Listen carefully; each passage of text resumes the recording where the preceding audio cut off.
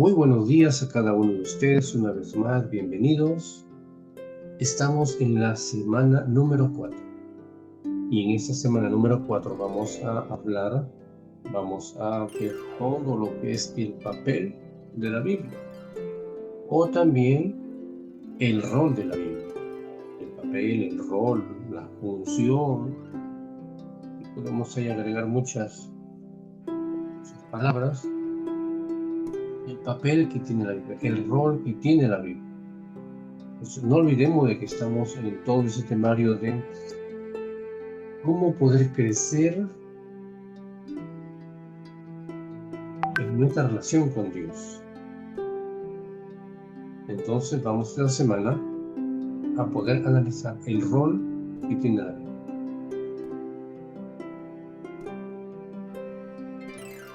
Y también vamos a ver cómo estudiar la Biblia y tener una metodología para poder hacerlo. Entonces, no solamente se trata de estudiar la Biblia o de leerla, sino también de hacerlo de la manera correcta, con la metodología correcta, usando los instrumentos, el material correcto. Ahora, tenemos que tener claro que tenemos a un Dios realmente altamente comunicativo. Recordemos que el pecado rompió esta relación entre el cielo y la tierra. Nos descomunicó, nos alejó, cortó. Entonces, ahora viene Dios y quiere tener una conversación directa, clara, con el ser humano. Ahora, ¿cómo logramos llegar a tener esa comunión clara y directa con el ser humano? ¿Cómo es que Dios ahora quiere comunicarse con el ser humano? ¿Cómo es que Dios quiere ahora transmitirle su palabra al ser humano? ¿Cómo es que el Dios quiere darnos las advertencias de lo que va a suceder al ser humano? Entonces aquí viene a través de la palabra. Y Dios a lo largo de toda la historia ha intentado siempre comunicarse con el ser humano, entregarle las primicias al ser humano. Antes de Dios actuar, antes de Dios traer juicio, tanto sobre la humanidad, sobre la tierra,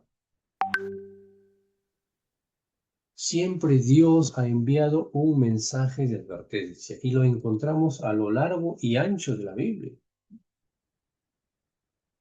En el diluvio, Dios envió un mensaje de advertencia. Arrepiéntanse, este mundo va a ser destruido. A Sodoma y Gomorra también les mandó un mensaje de advertencia. Al pueblo de Israel.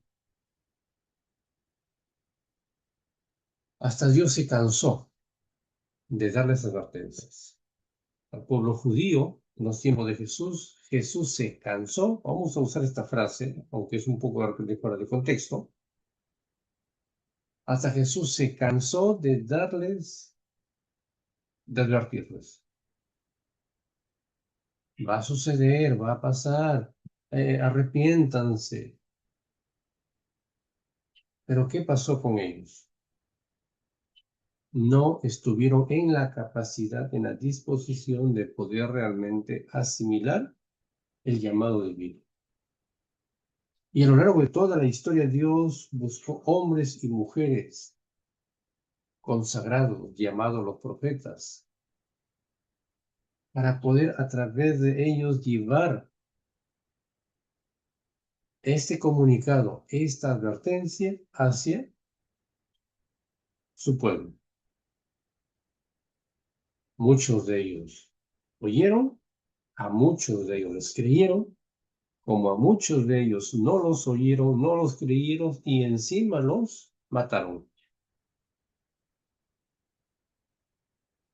Y no olvidemos de que Dios un día va a levantar juicio contra ellos. Ahora, ¿en qué se parece nuestra generación actual a la generación antigua? A los judíos, al pueblo de Israel, a la generación antidiluviana. ¿En qué se parece? Estamos igualititos, estamos en la misma condición. A los sodomitas, ¿no? Bueno, Nínive escuchó el llamado de Dios, escuchó el mensaje. Fue un mensaje claro, duro, directo. Fue una advertencia.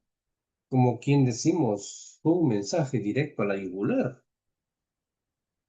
Fue un mensaje que llegó, como decimos, se dice comúnmente, sin anestesia. Dios le dijo a Jonás, anda y diles que en 40 días esta nación va a ser destruida. No vayas con rodeos, no vayas con titubeos. Anda y diles directamente.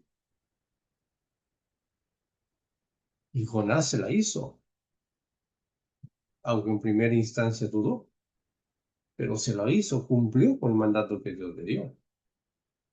Entonces, Dios antes de enviar juicio sobre la tierra, Dios antes de enviar sus plagas, castigos, fuego, antes de enviar esclavitud, Dios siempre vino advirtiendo a través de sus profetas. Antes del pecado, Dios hablaba cara a cara con el hombre, ¿no? Con Adán, ¿no? Eva, hablaron cara a cara ahí en el huerto del Edén. Pero después que el pecado entró, Dios usó a los profetas, a sus siervos los profetas, dice el libro de Amós 3:7. Ahora, hoy en día, ¿hay profetas? No lo hay, ¿sí? De una forma clara y directa, no lo hay. Pero sí entendimos en una lección de hace meses atrás que hoy en día hay profetas. ¿Y quiénes son esos profetas? Aquellos quienes se dejan guiar por el Espíritu Santo. Aquellos que escudriñan, como dice San Juan 5:39.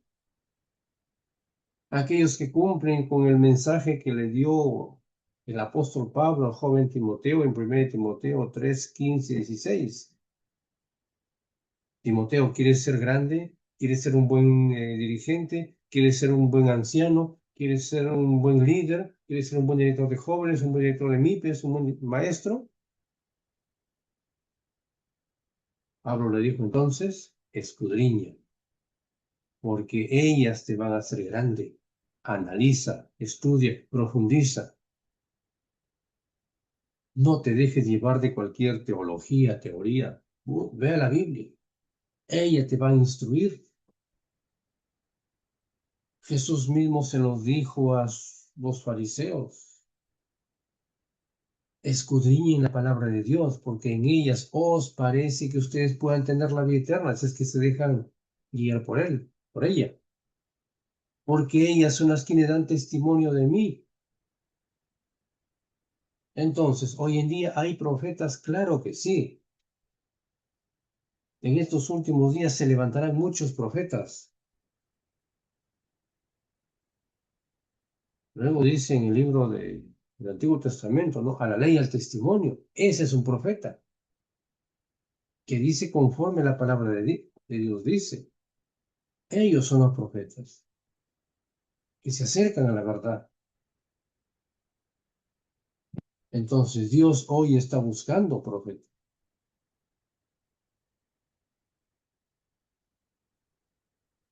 Dios conoce la mente humana.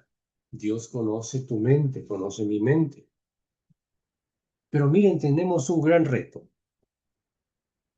Dios quiere que en este estado finito y pecaminoso que tenemos nosotros, tenemos una mente muy finita, tenemos una mente pecaminosa. Dios quiere que en esta situación podamos conocer la mente de Dios. Es el reto. Es un enorme reto conocer la mente del Dios del universo. La gran capacidad que tiene su mente. Por eso que San Juan 17:3 dice, en esto consiste la vida eterna, en que te conozcan a ti, el único Dios verdadero, y a Jesucristo aquí, hacen bien. Entonces, en una de las herramientas que hemos ido aprendiendo en estas semanas, en las semanas que ya nos han ido antecediendo, es de que la importancia de poder tener un encuentro, un relacionamiento con Dios. Entonces, de esa forma es que nosotros, con nuestra mente finita y pecaminosa, vamos a lograr a comprender la capacidad de la mente de Dios. Pero es en ese relacionamiento con Dios. ¿Qué hago ahí? Estudio y oro. Oro y estudio. Y luego voy y le cuento a los demás. Voy creciendo. Porque en la Biblia tenemos mucha información. Y también el mundo. En el mundo hay mucha información que conspira contra la Biblia. Entonces, yo necesito ir a la Biblia para tener toda esa información y de tal forma no meterme en serios problemas. Porque el mundo, las teologías, las costumbres, hoy está realmente tratando de dejar mal parada la Biblia. Y mucho peor si no estudiamos, si no analizamos, si no tomamos tiempo, pues vamos a ser presa fácil de estas falsas teorías, teologías, y lo único que quieren es acabarnos, confundirnos, destruirnos, tener un falso concepto de quién es Dios, de su amor, de su bondad, de su misericordia. Vivimos en serias dificultades, tenemos graves problemas. El espiritismo y la nueva era. De creer de que los muertos están vivos y que podemos hablar con ellos. Por eso se llama espiritismo. Y aún vemos muchos nosotros cristianos de años en la iglesia, pero todavía estamos creyendo en eso. Que anoche le he soñado que ha venido. Uy, ¿qué me querrá decir? ¿Ha escuchado hablar de esto, no?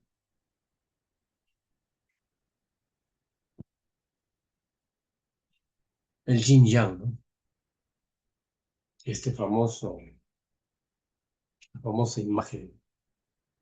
Si usted ve el yin, tiene algo de negro y algo de blanco. El yang tiene algo de negro y algo de blanco. Siempre hay un punto en el centro, que es el color contrario. Por afuera puede ser todo negro, pero hay un punto blanco. ¿Qué significa esto? El otro, por afuera es todo negro, pero al centro hay un punto blanco. ¿Qué significa esto? Que el ser humano necesita, en la parte buena, un poquito de mal. Y en la parte mala necesita un poquito de bien. Que necesitamos un poquito de cualquier, necesitamos un poquito. Eso es lo que se busca, confusión, confundirnos, de que en medio de lo malo puedo tener un poquito de bueno, y en medio de todo lo bueno tengo que tener un poquito de mal. El llamado animismo, la llamada Pachamama, que es, por cierto, la dedicación que se le hace a la tierra. Una creencia en donde la naturaleza toma vida como si fuera la madre nuestra, y que contradice totalmente a lo que dice la lectura de la Biblia. Entonces, ¿cómo yo es que me preparo para salir de toda esta información que hoy en día roda y está sobre nuestras cabezas? Es cuando yo voy a la Biblia y comienzo a analizarlo, cuando comienzo a tener toda la información bíblica. Entonces, de ese modo me voy a alejar de estos serios problemas. Ahora, el grande problema es de que todo esto está afectando nuestro papel como cristianos. Está afectando nuestro crecimiento, nuestra creencia en Dios. Entonces necesito salir de ahí. Es por eso el papel de la Biblia. Y vamos a ir aprendiendo cómo se reveló, cómo se dio, cómo es que llega hasta nuestros días. Entonces tiene que darnos claro de que de que la Biblia es la palabra de Dios y que necesitamos ser introducidas en medio de ella, en su estudio. Necesitamos comérnoslo la Biblia, no de manera física. No voy a agarrar su Biblia ahí y comience a comer hoja por hoja. No, no está hablando de eso. Es escudriñarlo, es llegar hasta lo profundo. Y para ello siempre ya hemos venido dando algunos tips, ¿no? Coja o su Biblia y si fuera posible, cómprese otra Biblia.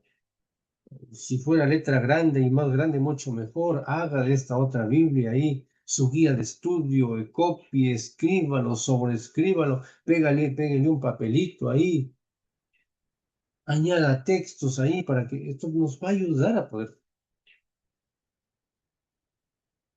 Cómprese un cuaderno, coja hojas, ármese un cuaderno, hoy debe usted tener hojas de repente que puede sobreescribirlos. Cómprese un lapicero y haga sus estudios, copie. Necesitamos ser introducidos en medio de eso. Sáquenle el jugo, como se dice comúnmente a la palabra de Dios. Busque versiones. Tome su teléfono, tome su computadora, su laptop, el dispositivo electrónico que tenga, tome y busque versiones y copie las versiones y luego vaya a la comparación. Aquí nos me dice esto, aquí me dice lo otro. Vaya a su comparación y de este modo va a ir enriqueciendo su aprendizaje sobre lo que es la palabra de Dios. Fácil, simple, pero difícil de hacer. Por eso que Hebreos 4:12 dice, ¿no? Porque la palabra de Dios es viva y eficaz, más cortante que cualquier espada de dos filos. Tanto así que penetra hasta partir el alma y el espíritu, las coyunturas y los tuétanos, y discierne los pensamientos y las intenciones que tiene nuestro corazón. La palabra de Dios es una espada cortante de doble filo.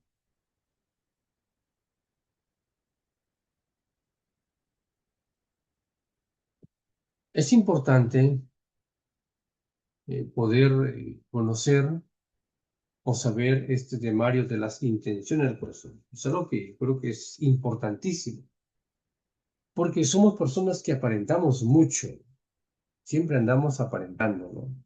Nadie quiere mostrarse tal como es. Acabamos de salir de un repaso llamado el orgullo y la humildad, dos puntos encontrados como agua y aceite, ¿no? ¿Cómo salimos de eso? Y en eso de orgullo tratamos de aparentar lo que no somos, que nos vean ahí como humildes, ¿no? Sí, el hermanito humilde, la hermanita muy humilde. Solo aparentamos, ¿no? Porque cuando nos encontramos con nosotros mismos o cuando nos encontramos ya en nuestras actividades de la semana, una frase muy criolla, ¿no? Se nos sale el indio y a veces sale ese indio que acaba, mata sin piedad.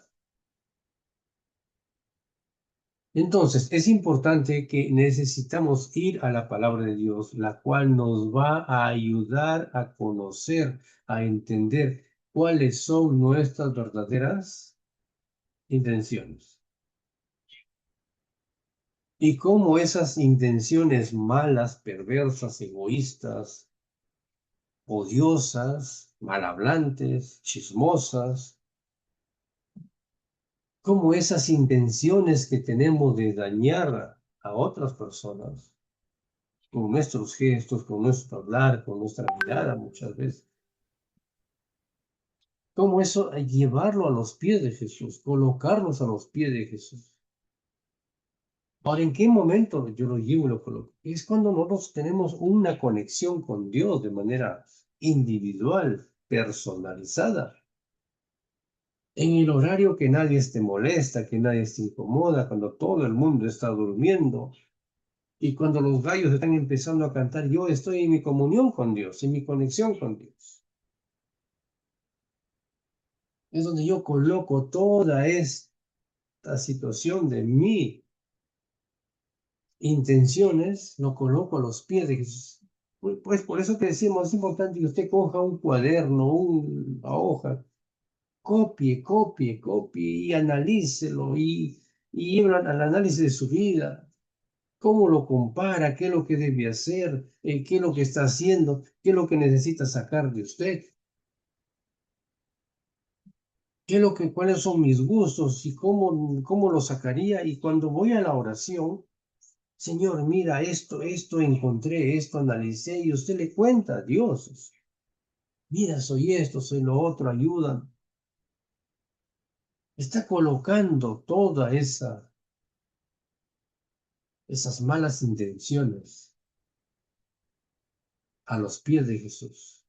Y de ese modo va a encontrar refrigerio para su alma. En esta semana vamos a ver varios puntos. El primer punto que vamos a ver es revelación, inspiración e iluminación. Todo esto es la Biblia.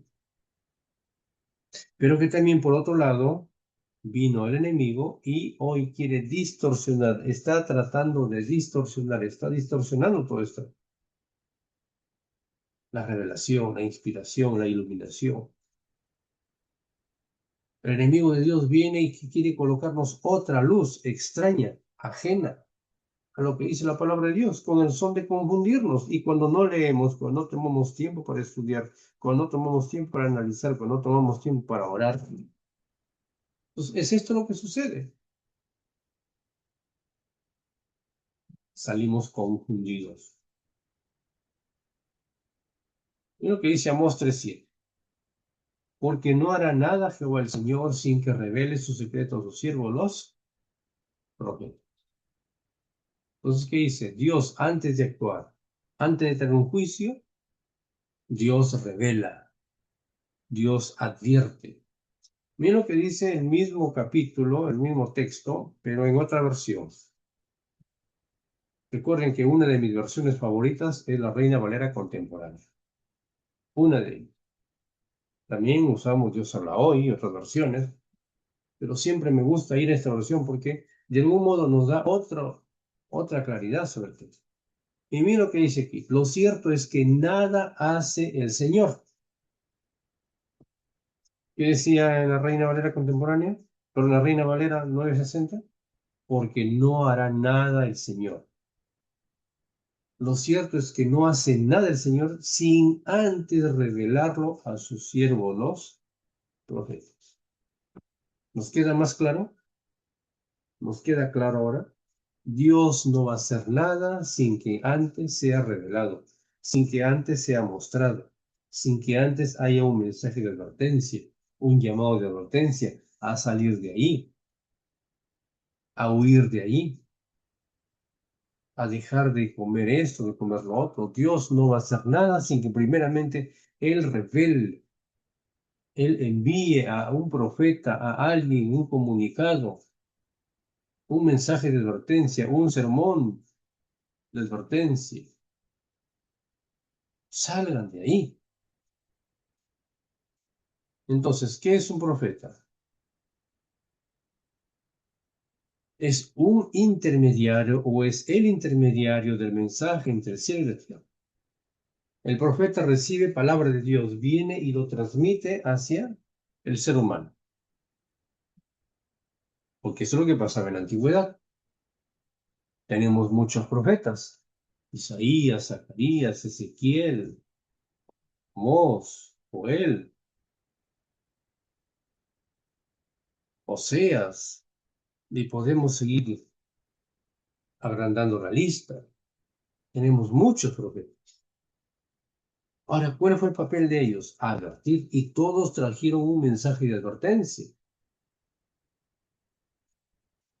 Todos estuvieron trayendo un mensaje de advertencia. Miren, si ustedes no obedecen, van a ser tomados por el gobierno babilónico. Si ustedes no se corrigen, si ustedes no se alinean, van a ser tomados por el gobierno filisteo. Y durante años el pueblo de Israel vivió bajo el dominio de los filisteos. Los pobres trabajaban y cuando llegaba la cosecha o cuando tenían ya, adquirían sus bienes, venían los filisteos, perdón, y se los llevaban de manera gratuita. Entonces Dios quiso sacar al pueblo de ahí, Dios quiso darle libertad. Para eso envió profetas.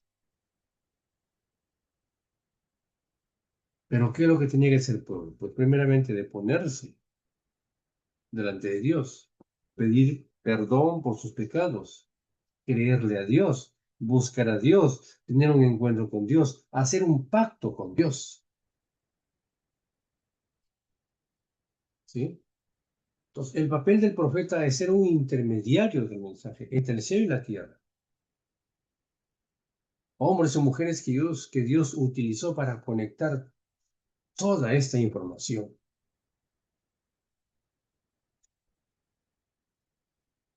Ahora, cuando vamos al Antiguo Testamento, en Apocalipsis 1:1, nos da toda una claridad sobre ese sistema de revelación. El Padre dio conocimiento al Hijo. Miren la cadena, miremos la cadena.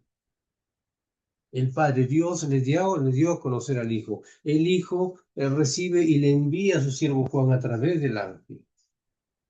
Y Juan recibe este mensaje traído por el ángel y se lo coloca en una carta. Y hoy nos entrega a nosotros. Y ese fue la trayectoria, el camino, el conducto que tuvo Dios a lo largo y ancho de la Biblia. Y finalmente, somos nosotros los quienes hoy recibimos esa información. Pero necesitamos tomar tiempo, necesitamos dedicar tiempo, necesitamos entregarnos a pesar de las dificultades que puede haber en la vida, a pesar de las situaciones que puede haber en la vida. Necesitamos este tiempo valioso para poder analizar, para poder instruirnos, para poder escudriñar. Y de este modo ir advirtiéndonos a lo que está por suceder. ¿Sí? Entonces, hay tres palabras claves que hace el profeta. Número uno, anuncia el mensaje de Dios para el hombre. Número dos, el profeta amonesta el pecado. Y en esto es que muchos de ellos les costó la vida cuando ellos amonestaban el pecado. Hoy en día, mis queridos hermanos,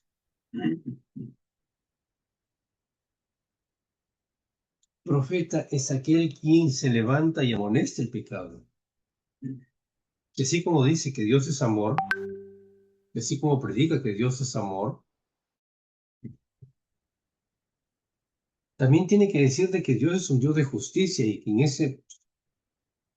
ese contexto de que Dios es un Dios de justicia también va a traer castigo, amonestación, va a traer dolor, muerte, enfermedad. Que un día Dios va a tener que traer juicio, va a traer fuego, azufre. Es un llamado, es una amonestación a salir del pecado, porque si no salimos de ese pecado, no salimos de esa costumbre, entonces vamos nosotros también a recibir las plagas. Por eso dice Apocalipsis capítulo 18, versículo 4, ¿no? Salid de ahí, pueblo mío, para que no seáis partícipe de sus pecados, de sus plagas, de sus enfermedades, de su maldad, de su destrucción. Salid de ahí, pueblo mío. ¿Quién hace este llamado? ¿Quién da este mensaje? Es el profeta. Son los profetas del siglo XXI los quienes van a hacer este llamado de amonestación. Salid de ahí, salgan, para que no sean partícipes de sus pecados, de su maldad, de su destrucción, del fuego, del azufre, del infierno. Son los profetas modernos, los profetas del siglo XX, los quienes van a dar este mensaje de advertencia. Son los Juanes del Bautista modernos, los Elías modernos, que van a denunciar el pecado, pero que su vida de ellos va a estar a la ley y al testimonio. Y el tercer paso que hace un profeta es revela el futuro que Dios mismo le ha revelado. Dios mismo se los entregó a cada uno de ellos. Y en esta última fase de la historia del mundo, Dios mismo va a seguir, está dispuesto a seguir entregando esta revelación. Pero vuelvo a repetir, estos personajes están bajo el contexto de la ley y el testimonio. Dios no le va a dar información, no le va a dar revelación a cualquier charlatán que se levanta por ahí hablando y diciendo que tiene revelación de Dios. Pero si su vida no es a la ley y al testimonio, simplemente es un charlatán. Entonces lo primero que tenemos que hacer nosotros para creer en alguien es mirarlo a la ley y al testimonio. Si está diciendo conforme a lo que dice la palabra, si tiene como base, fundamento la palabra de Dios en los escritos, entonces es un profeta de Dios. Es un Juan el Bautista moderno, es un Elías moderno, porque estos hombres denunciaron el pecado y por denunciar el pecado les costó hasta la vida.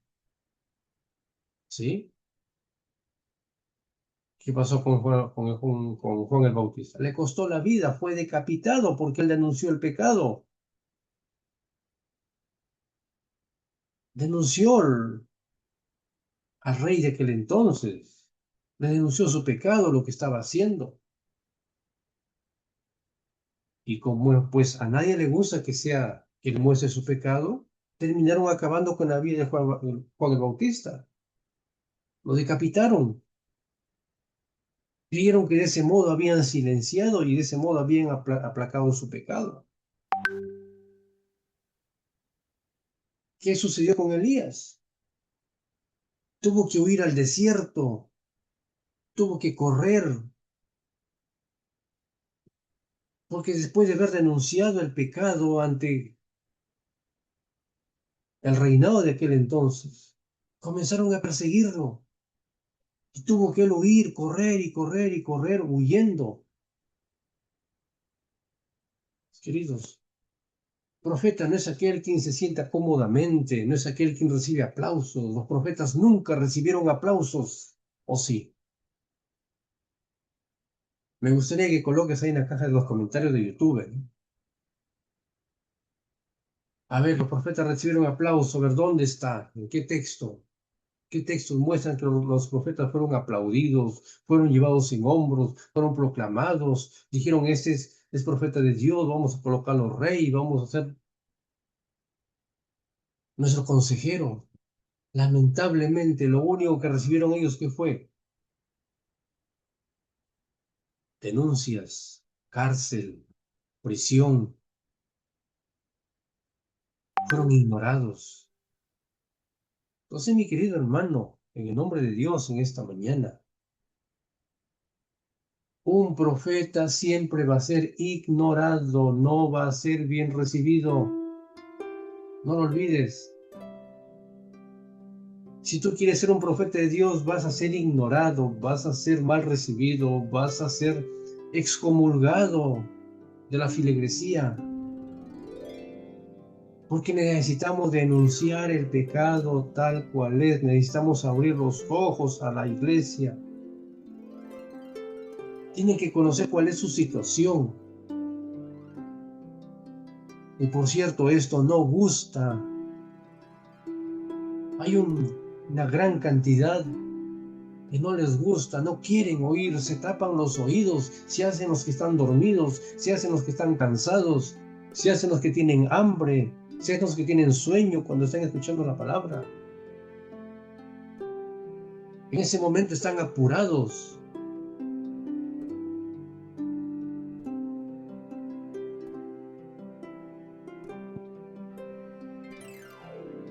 No minimicemos al profeta. ¿Qué hacía Dios con el profeta? Hacía dos cosas y nosotros complementamos la tercera para poder entender cómo llegó la Biblia hasta nuestros días. Número 1, revelación. Lo que decíamos 3:7. ¿Y cómo lo hace? Hay varias formas como lo hace. Se le dio a través de una visión, en donde el profeta pierde su estado de conciencia natural y comienza a recibir o a ser trasladado a otros lugares para que Dios le muestre algo. Segunda situación. Número 2, puede hacerlo a través de un sueño. Y número 3, Dios se lo muestra, porque alguien se lo contó, como el caso de Lucas. Lucas no vio nada, pero él recibió información. Y en ese recibir información, él fue juntando información, fue ubicando la información y luego comenzó a escribir su libro llamado Lucas. Pero Lucas nunca estuvo presente, nunca vio. Pero él sí recibió la información. La fue correlacionando, fue escudriñando, fue ubicando cada cosa en su lugar. Y ahora él escribe lo que fue revelado. Esa es la tarea que nos queda a nosotros. Voy recibiendo información, lo que dice la palabra de Dios, lo que dice la ciencia, lo que dicen los comentarios. Tengo 2, 3 Biblias a la mano y voy analizando, voy estudiando y todo esto voy armando un temario. Que Dios nos bendiga a cada uno de nosotros. Continuaremos analizando todo esto sobre cómo poder crecer. Dios te bendiga. Es mi deseo. Amén.